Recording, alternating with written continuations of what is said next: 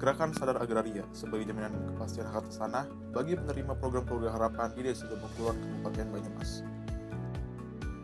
Profil Desa Jompo Kulon memiliki penduduk sekitar 1.872 orang dengan luas wilayah 99 hektar dan terdapat 9 RT dan 3 RW. Wilayah di desa tersebut yang menjadi lahan pertanian memiliki luas sekitar 53 hektar dan selebihnya menjadi wilayah pemukiman yang menjadi tempat tinggal bagi warga desa tersebut. Dan jumlah sertifikat tanah yang terdaftar di Desa Jompo Kulon ini hanya sekitar 82 sertifikat. Ini sangat tidak sebanding dengan jumlah populasi yang sudah mencapai 1.872 orang. Maka dari itu, ini adalah salah satu yang melatar belakangi kami untuk membuat program ini. Lalu apa saja yang menjadi latar belakang dari diadakannya program Gerakan Sadar Agraria ini?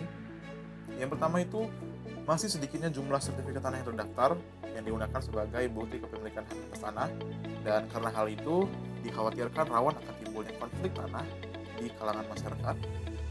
Terdapatnya tanah turun-temurun dari orang tua yang belum diurus sertifikat kepemilikannya, dan juga upaya memberi perlindungan bagi masyarakat penerima program Keluarga Harapan dengan cara memberikan edukasi dan juga pendampingan. Yang terakhir juga sebagai bentuk dukungan nyata kami terhadap program pemerintah dengan memberikan edukasi tentang hukum pertanahan atau hukum agraria kepada masyarakat desa. Lantas, apa tujuan dilaksanakannya program ini? Tujuannya itu tidak lain dan tidak bukan menjadikan masyarakat desa semakin berpikiran terbuka terhadap segala peraturan undang-undang tentang hukum pertanahan, sehingga suatu saat nanti diharapkan terciptanya masyarakat desa sadar hukum terus dalam hukum agraria tentang pertanahan, sehingga diharapkan tidak terjadi lagi konflik yang disebabkan oleh perebutan hak atas tanah. Selanjutnya itu adalah manfaat dari program. Yang pertama adalah memberikan pemahaman dan kesadaran kepada masyarakat sekitar tentang peraturan pertanahan, dapat meminimalisasi terjadinya konflik, dapat menjadikan segala pihak terkait paham tentang cara membuat program yang bermanfaat bagi orang banyak. Dan yang terakhir itu membantu pemerintah dalam kampanye tertib skala bidang. Untuk permulaan, apa itu agraria?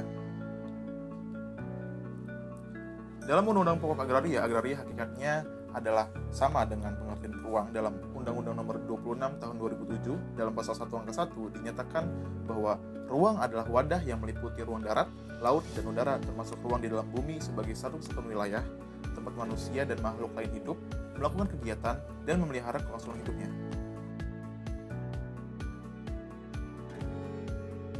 Lalu, apa itu hukum agraria? Hukum agraria adalah hukum pertanahan yang mencakup persoalan tanah beserta aturan yang berkaitan di dalamnya. Hukum agraria sangat erat kaitannya dengan kelangsungan hidup masyarakat terkait dengan kekayaan alam.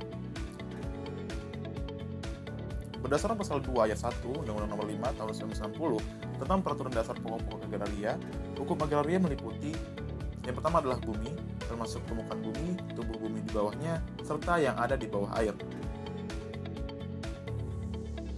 Lalu yang kedua adalah air, mencakup perairan, pedalaman, atau laut wilayah se-Indonesia.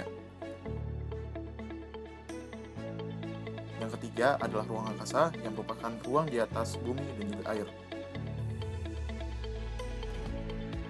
Dalam hukum agraria atau hukum pertanahan, kita mengenal beberapa jenis hak.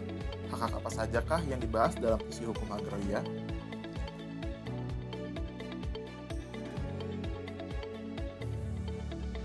Hak-hak tersebut antara lain adalah hak milik, hak guna usaha, hak guna bangunan, hak pakai, hak sewa bangunan, hak membuka tanah dan memungut hasil, hak guna air, pemeliharaan, dan penangkapan ikan, hak guna ruang angkasa, hak untuk keagamaan dan sosial, dan yang terakhir adalah hak pengelolaan. Selanjutnya itu adalah mengenai pendaftaran tanah. Berikut ini adalah asas juga tujuan pendaftaran tanah yang patut diketahui.